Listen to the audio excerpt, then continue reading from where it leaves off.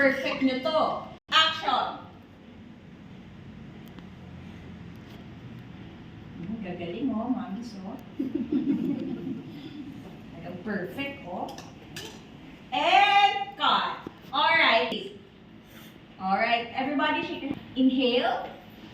Exhale. Ha! Inhale. Exhale. Ha! Alright. Change the lines. Ha? Ano po? Ano kaya? In 3, 2, 1. I'll start here. 3, 2, 1. Next.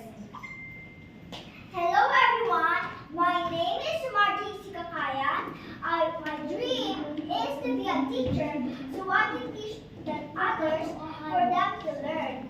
And for me to learn more about being a teacher, I would like to study more so I can teach my students in the future what they need to know.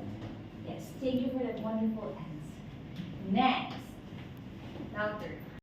When I think about acting, it's like pretending, like there's someone hurting you, your father or mother left you. It's like you feel some emotions around your body still when that still didn't happen. Alright. Okay, next. Yes.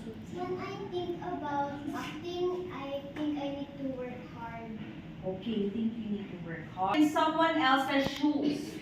You are not Aviana, you are not Joyce. Diba? You are not a princess, you are someone else. And you are portraying a character, may kadugtong yun. Truthfully. It's hard to do acting. Sino may akala na acting is easy? It can be easy for the others.